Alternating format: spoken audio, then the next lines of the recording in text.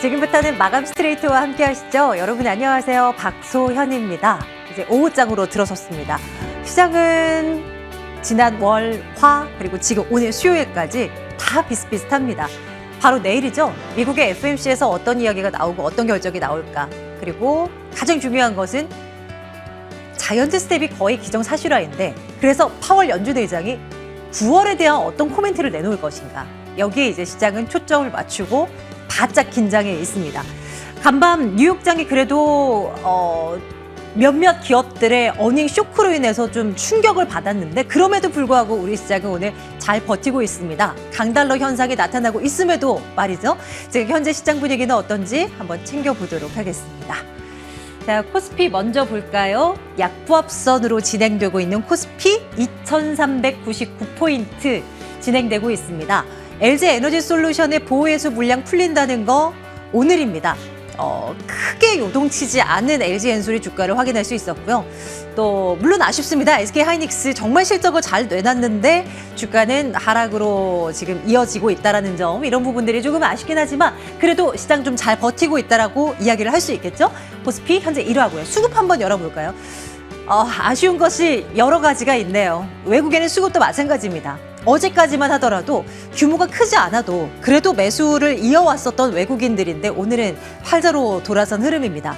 간밤 달러 인덱스가 한동안 106 초반대까지 떨어졌던 것이 107 위로 또 올라서면서 달러 강세 현상이 나타나고요.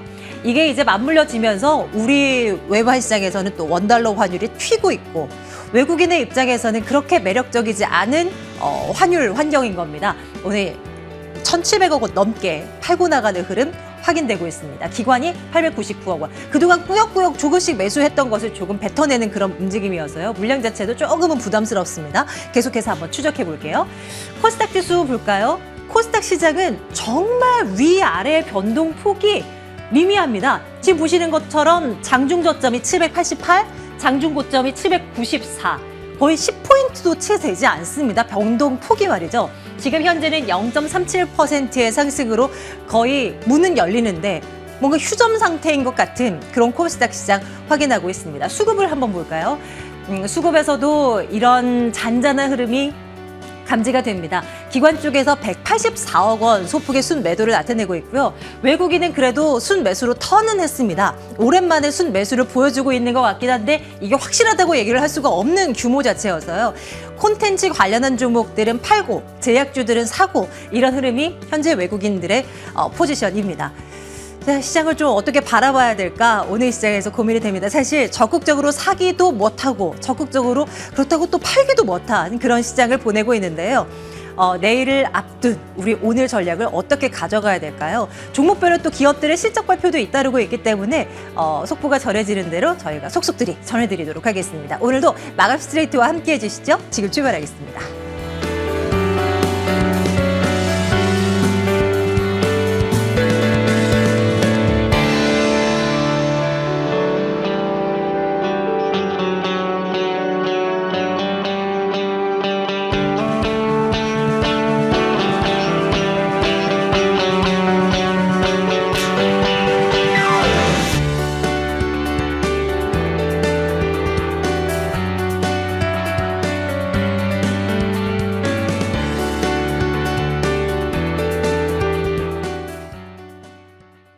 네, 오늘은 유한타증권 영업부 송태영 과장과 함께 시장에 대한 이야기를 나눠보려 합니다. 어서 오십시오, 과장님.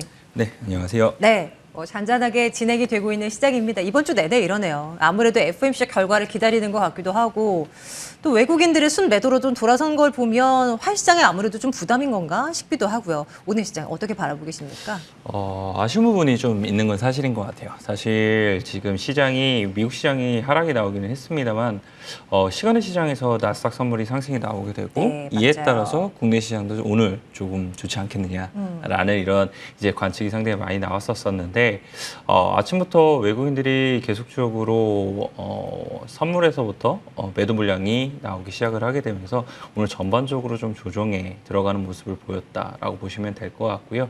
이러한 흐름이 사실상 환율에 조금 더 기인을 한 것이 아닌가라고는 생각을 해볼 수 있는 것 같아요. 네. 간밤에 보게 되면은 사실 요 근래 이제 유럽에서 다시 한 번 더 러시아가 가스프롬 관련돼서 이 천연가스를 조금 더 줄이겠다라고 얘기를 했잖아요. 그런 부분이 결국은 유럽 경제에 대해서 침체에 대한 우려를 더욱더 확산을 시키게 됐고 이러한 부분이 달러 인덱스의 강세로 가게 되는 이 부분이 어제 진행이 된 부분이 있었습니다. 그래서 이런 것이 결국은 원화 약세로도 다시 한 번 더 이어지게 되면서 외국인들에 대한 수급을 약하게 만든 원인이 되지 않았나라고 첫 번째로 생각을 해볼 수가 있는 것 같고요.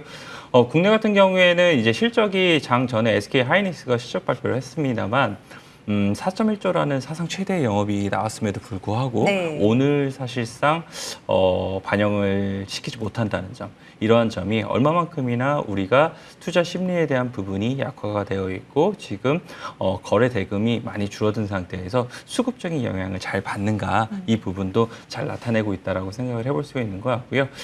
일부 이제 LG 에너지솔루션이 오늘 락업 해제에 대한 물량이 사실 계속 나오고 있어요.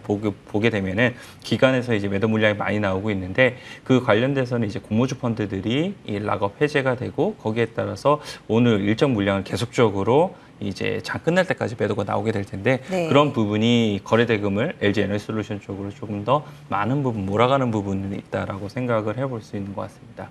다만 이제 한 가지는 그럼에도 불구하고 생각보다는 시장은 다행인 점이 있다라고 생각을 해볼 수 있는 건 원래 사실상 코스피에 대한 하락폭이 좀 커지게 되면 코스닥 같은 경우에는 동반해서 더욱더 하락폭이 커지잖아요. 오늘 그렇게는 진행이 되지 않았다는 점이 상당히 다행인 점이다라고 말씀을 드릴 수가 있을 것 같고 등락 이제 상위에 대한 부분을 보게 된다 하더라도 하위 같은 경우에는 사실상 이제 시장이 안 좋아지게 되면은 적어도 하락폭 자체에 이제 첫 번째 들어오는 것 자체가 마이너스 5, 6%까지도 나오게 되는데 네. 오늘은 그러지는 좀 않는 것 같아요. 그래서 그런 부분을 생각을 해봤을 때는 다소 아쉽기는 하지만 그래도 시장은 생각보다 견조하다라고 네. 평가를 내릴 수 있을 것 같습니다.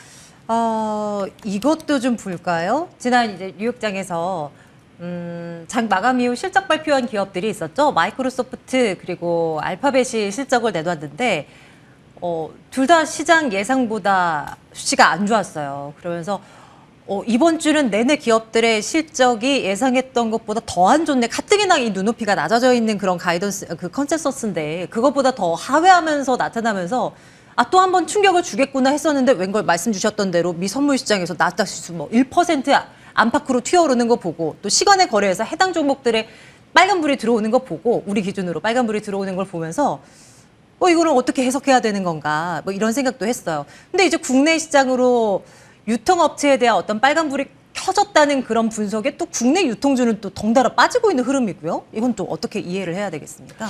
일단 소매 섹터 같은 경우에는 말씀하신 것처럼 좋지 않아요.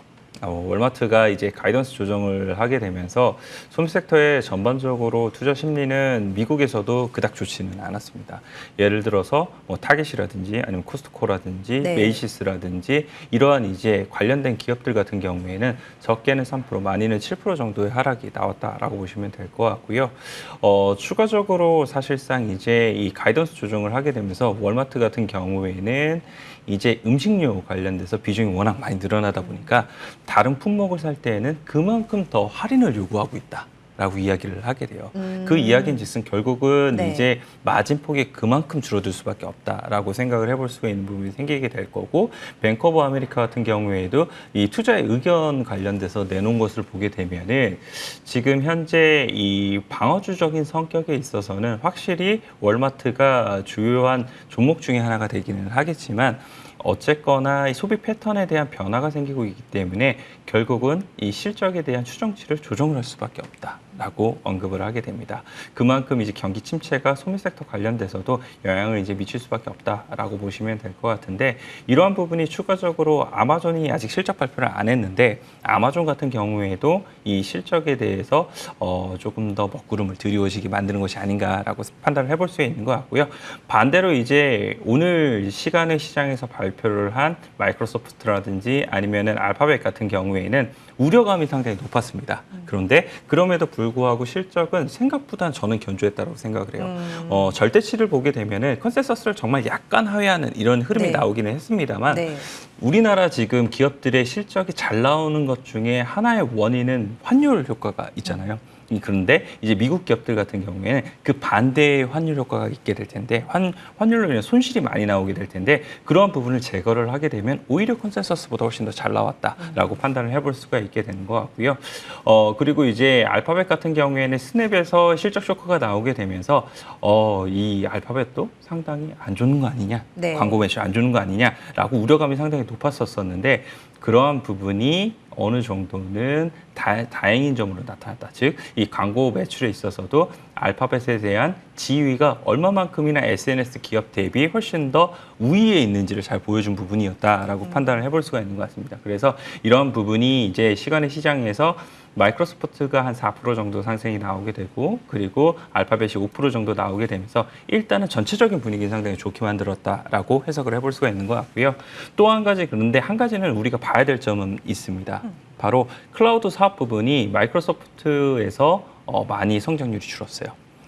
마이크로소프트 같은 경우에는 이 클라우드 부분에서 작년 4분기 때 33% 정도의 성장성을 보였었고 1분기 때 35%를 보였었는데 이번에는 한 20% 정도의 성장이 보였거든요. 그만큼 우리가 클라우드 사업 부분이 생각보다 둔화가 되고 있구나라는 부분을 생각을 해볼 수가 있는 것 같고, 이는 우리나라로 받아들여지게 되면은 반도체에 있어서 우리가 수요가 가장 견조하다라고 얘기를 하는 것이 서버였었잖아요. 네. 그 서버에 대한 부분에 대한 수요가 흔들릴 수 있다는 걸 의미를 할 수 있을 것 같아요. 그래서 뭔가 핵심적인 것이 흔들리고 있다. 네, 그런 부분도 연계해서 좀 생각을 해보실 필요가 있지 않을까라고 생각을 해볼 수 있는 것 같고요. 어쨌거나 오늘 미국 시장에서 이러한 부분이 더욱더 나오게 되면서 증시가 상승이 나오게 되면은 우리나라 증시도 뭐 내일 정도에는 다시 한 번 더 반등이 나올 수도 있지 않을까 이렇게 네. 기대하고 있습니다. 정말요? 내일 시장에서 반등이 진짜 나와줄까요? 일단 오늘 밤에 새벽에 파월 의장의 연설이 예정되어 있지 않습니까? 어떤 결과가 나오게 될까? 그의 이제 단어 하나하나에 또 우리는 집중을 할 수밖에 없을 텐데요. 핵심은 그거죠. 인플레를 잡기 위해서 이렇게 노력하고 있는 연준인데 인플레에 대해서 어떻게 평가를 할 것인가? 물가의 정점은 이제 어느 정도 나왔거나 곧 나올 것이다. 뭐 이런 시각이 좀 지배적인 것 같은데 우리는 어떻게 좀 이해를 해야 될까요? 뭐 일단은 내일 이제 발표가 되게 될 텐데 첫 번째로 중요한 건 75bp 올리느냐, 100bp 네. 올리느냐. 네. 이게 중요할 것 같아요. 이 중요한 부분이 나오게 되면은 일단 그 다음에 봐야 되는 9월 FOMC에서는 과연 어떻게 되겠느냐. 라는 질문이 그렇죠. 100% 나올 거잖아요. 네. 이제 파월 연준의장한테 그 파월 연준의장이 어떻게 대답을 하는가. 이것이 첫 번째로 봐야 되는 부분이지 않나라고 생각을 해볼 수 있는 것 같고요.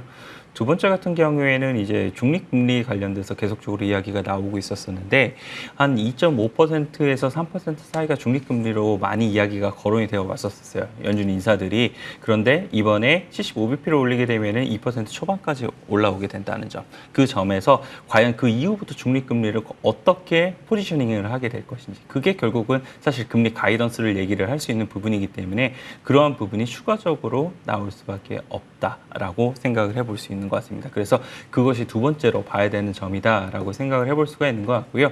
세 번째로 봐야 되는 점은 결국은 이제 경기 침체에 관련돼서 이제 이 연준은 어떻게 생각을 하고 있는가, 이 부분도 한번 체크를 해봐야 되지 않을까라고 생각을 해볼 수 있는 것 같습니다. 그래서 파월 연준의장이 이제 발표한 이후에 이제 기자들과 많은 이제 질의응답을 하게 될 텐데 네. 그런 부분에서 힌트를 힌트를 어느 정도나 우리에게 줄 것인가 이 부분을 봐야 될 것 같고요. 아까 말씀을 하신 것처럼 인플레이션 관련돼서도 이제 코어 CPI가 하락을 하게 되면서 인플레이션에 대한 정점을 찍었다라는 이야기도 일부 나오고 있기는 합니다만 과연 그것이 연준에게는 어떻게 지금 받아들여지고 있는가 이 부분도 한번 보셔야만 한다라고 말씀을 드릴 수가 있을 것 같아요. 그래서 일단은 우리가 봐야 될 점은 결국은 연준이 75bp나 100bp를 올리는지 이거에 관련돼서 우리가 첫 번째로 봐야 될 것 같고요.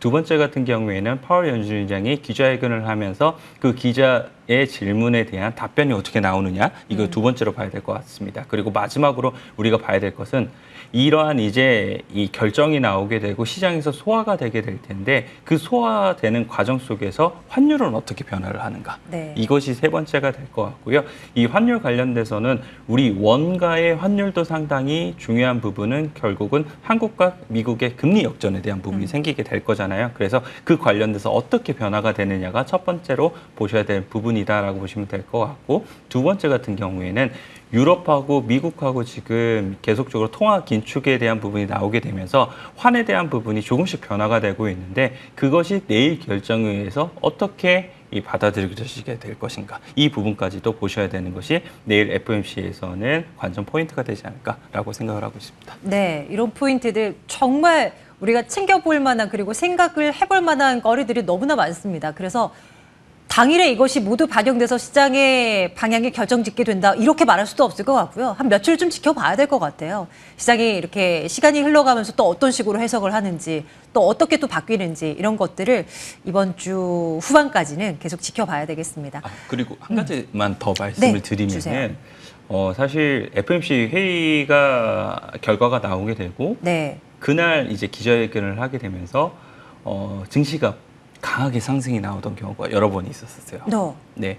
그러고 나서 그 다음날 보게 되면은 반대로 급락이 나오는 경우가 그러니까요. 상당히 많았었거든요. 완전히 그래서 뷰들이 바뀌어버리더라고요. 해석에 대한 부분이 자체적으로 그 바로 기자회견 후에 나오는 것과 네. 하루가 지나고 나오는 것이 상당히 맞아요. 다를 수가 있다는 점도 보시면 좋을 것 같고요. 그렇기 때문에 만약 내일 정말 반등이 세게 상승이 세게 나온다고 해서도 우리가 바로 좋아할 필요는 없다. 돌다리도 두들겨 보자. 말씀을 드리고 싶습니다. 네, 좋아요. 경기 침체에 대한 이야기를 또 어떻게 내놓을지도 살펴봐야 된다라고 말씀 주셨지만 시장에서 또 시장 참가자들은 하루라도 빨리 이 답을 또 얻고 싶어 합니다. 그 어떻게 생각하세요, 과장님은? 한편에서는 이 경기 침체에 대한 부분들까지도 시장은 선반영했기 때문에 많이 조정이 나온 경기 민감주들 중심으로 담는 것도 나름의 괜찮은 전략이다라고 얘기를 하고 또 한편에서는 무슨 소리 선반영했긴 한데 앞으로 들이닥칠 것이 더 위험하기 때문에 좀 방어적인 성격을 띈 쪽으로 대피를 해야 된다. 이런 시각들도 있습니다. 과장님의 생각은 어느 쪽이세요? 일단 반영은 많이 했어요. 반영을 많이 했다는 것이 사실이고 미국 국채 금리가 사실 나오게 된다 하더라도 지금 2.8% 수준이잖아요. 미국 10년 국채 금리가 그만큼 경기 침체에 대한 부분이 이미 반영이 되어 있고 그리고 장단기 금리가 역전이 되어 있는데 그 역전에 대한 부분도 시장에서는 알고 있고 그것을 주가에 반영을 일부 시켰다라고 생각은 하고 있습니다만 그래도 FOMC 결과 그리고 GDP가 나오게 될 거고 이번 주에 이 빅테크 관련된 실적이 나오게 되는 이 주간에서는 방어적인 섹터가 조금 더 유리해 보인다라고 생각을 해볼 수 있는 것 같습니다. 이에 따라서 방어적인 섹터가 사실 뭐 통신주 뭐 이런 쪽도 생각을 해보실 수 있기는 하겠지만 네. 저는 방어적인 섹터를 경기와는 관계가 없이 이제 움직일 수 있을 만한 섹터는 방어적인 섹터가 될 수 있다라고 저는 생각을 하고 있고요. 그런 부분이 방산이 저는 될 수도 있다라고 생각을 하고 있고 엔터라든지 아니면 바이오 같은 경우에도 이런 부분에 있어서 충분히 대안이 될 수 있을 만한 섹터이다라고 보시면 될 것 같습니다. 그래서 이런 섹터들이 요즘 왜 그렇게 움직임이 좋게 나오느냐에 대한 부분을 이런 것에 대한 반증이지 않나라고 생각을 하고 있고요. 다만 이제 이러한 이제 섹터들 같은 경우에는 분명 이제 어느 정도의 약점도 있는 부분이 있고 그리고 시장의 불확실성도 높기 때문에 어느 정도 상승이 나오게 되면 필연적으로 차익이 발생을 할 수밖에 없는 것 같아요. 그래서 네. 오늘 같은 경우에 엔터가 사실 아무런 이유가 없음에도 불구하고 하락세가 나오고 있는데 이러한 부분에서 차익이 일부 나오는 것이 아닌가라고 생각을 해볼 수가 있는 것 같고 그리고 방산 같은 경우에도 사실 폴란드 관련된 모멘텀이 계속적으로 나오게 되면서 주가의 흐름이 상당히 괜찮았었는데 오늘 그러한 부분이 일단락이 좀 지어지는 부분이 있다라고 보시면 될 것 같습니다. 그래서 이러한 부분에 있어서는 추가적으로 방어적인 섹터가 이번 주 내에서는 새로운 논리가 추가적으로 나올 가능성이 상당히 있어 보이고요. 이런 부분에 있어서 조금은 보수적으로 대응을 하시는 게 더 낫지 않을까라고 생각을 하고 있습니다. 네, 우리가 예전에 생각했었던 경기 방어 섹터랑은 이제 많이 달라졌죠. 우리 과장님의 생각은 이겁니다. 방산, 바이오, 그리고 엔터까지. 왜 한번 관심을 가져보자. 경기 방어주의 성격으로서 이 업종을 한번 보는 거 의미 있다. 이런 지적을 해주셨고요. 그러면 이제 우리 유튜브 채팅창에서 그러시네요. 사고 싶다. 내일 이제 살 건데 뭘 한번 사볼까요? 라는 질문 들어와 있습니다. 뭐 살까요? 저는 의외로 생뚱맞게 하나솔루션을 갖고 오기는 했는데 네. 네, 이거는 사실 저는 이번 이제 FOMC 회의 결과라든지 빅테크 이 실적 발표에 있어서 어느 정도 잘 마무리가 되고 그 다음을 바라봤을 때 네. 하나솔루션이 주가에 대한 부분은 더욱더 좋아질 수 있는 여지가 상당히 많아 보이기 때문에 네. 그런 부분에 의해서 하나솔루션은 지금 구간에서 충분히 접근을 해볼 만하다라고 생각을 하고 있고요. 하나솔루션 같은 경우에 이제 태양광 관련돼서 얼마 전에 좋은 뉴스가 나오게 되죠. 폴리실리콘 가격 관련돼서 중국 정부의 개입 가능성이 있다는 블룸버그의 보도가 나오게 된 부분이 있었습니다. 그 얘기 나오면서 OCI는 급락했잖아요. 네, 그건 당연히 그럴 수밖에 없는 건데 이 반대로 하나솔루션 같은 경우에는 폴리실리콘을 가지고 결국은 모듈을 만들게 되잖아요.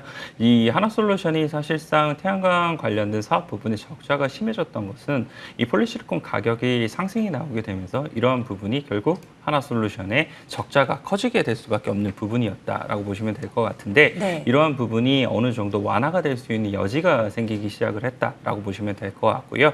일단 이러한 이제 원재료비 관련돼서 조금은 코스트가 다운이 될 가능성이 상당히 높아지고 있는데 여기에 이제 업황에 대한 부분을 생각을 해보게 되면은 2분기 이제 하반기 때 이제 태양광 사업 관련돼서 어느 정도나 늘어나겠느냐 이 부분을 생각을 해봤을 때는 상당히 정책적인 모멘텀이 하반기 때 더욱더 많아질 수밖에 없다라고 보시면 될 것 같습니다. 미국 시장을 예로 들게 되면은 6월 달에 보게 되면은 이제 동남아 4개국 관련돼서 폴리실리콘 관련된 이제 과세에 대한 부분을 2년간 유예를 하겠다라고 이야기를 하게 되잖아요. 관세 관련돼서 그런 부분이 결국 하반기 때 이 상반기 때 태양광 발전 관련돼서 설치가 유예가 됐었던 부분이 더욱더 많이 늘어날 수 있는 부분이 되지 않을까라고 생각을 해볼 수 있는 것 같고요. 하나솔루션이 그 관련돼서 하반기 때 더욱더 탄탄한 태양광 관련된 이런 실적의 증익이 나타날 가능성이 상당히 높다라고 보시면 될 것 같고요. 대만에서도 지금 보게 되면은 정책적인 부분이 상당히 더욱더 많아질 가능성이 높아 보이는 것 같습니다. 지금 대만에서도 태양광 관련된 발전의 목표 설치량을 보게 되면은 한 8.7기가와트가 2021년도까지의 목표 설치량이었었는데 실질적으로는 7.7 정도 기가와트밖에 안 됐었거든요. 네. 그런 부분을 추가적으로 따라잡아야 되는 부분이 필요하다라고 보시면 될 것 같고요. 2025년도까지는 20기가와트 정도의 이런 설치 목표량이 있는데 그렇게 되면 매년 3기가와트 이상씩은 계속적으로 태양광을 설치를 해야 되는 부분이 필요하게 됩니다. 그런 부분이 계속적으로 태양광 발전 사업에 대한 이 업황에 대한 부분을 더욱더 확대시킬 가능성이 상당히 높다라고 보시면 될 것 같고요. 마지막으로 이제 이 운임 관련돼서도 유럽이라든지 미주 노선 관련돼서 운임이 계속적으로 하락이 나오고 있기 때문에 그러한 부분이 하나솔루션에게는 이 비용적인 측면을 추가적으로 줄여줄 수 있는 부분이 되지 않을까 이렇게 기대하고 있습니다. 네, 지금 현재 35,000원 그래도 시장 대비 선방하고 있는 흐름을 오늘도 보여주고 있는 하나솔루션인데요. 전략은 어떻게 가져갈까요? 가격대 챙겨주신다면요. 일단은 목표 주가는 41,000원을 제시를 해드리는데 그게 얼마 전에 이제 신재생 에너지 관련돼서 태양광 이제 이 랠리가 나왔을 때 네. 고가 수준이 41,000원이었어요. 그래서 목표 주가는 41,000원을 일단은 제시를 해드리고요. 얼마 전에 보시게 되면은 이 아까 그 중국 이 뉴스가 나오게 되면서 네. 사실 이제 기관들에 대한 매수 물량이 상당히 많이 찍혀 있었던 부분이 있었거든요. 그날 보게 되면 한 50만 주 정도가 기관에서 매입이 들어왔던 부분이 있었었는데 네. 한 오늘 어제 이제 조정을 조금 받게 되고 오늘 사실 저는 십자가 정도가 나올 걸로 예상을 했었었는데 생각보다는 추가적으로 상승이 좀 나오고 있더라고요. 그래서 이런 부분에 저희는 저가 매수의 전략을 충분히 사용이 가능하다라고 말씀을 드릴 수 있을 것 같습니다. 네. 하나솔루션 저희 한번 내다보겠습니다. 긍정적인 모습으로요. 지난달 고점쯤 그 위까지 좀 올려다 보려고 한번 해볼게요. 흐름 한번 잘 여러분들도 챙겨주시기 바랍니다. 자, 유한타증권 송세영 과장과 함께 오늘도 시장 이야기 나눠봤어요. 사장님 고맙습니다. 네, 감사합니다.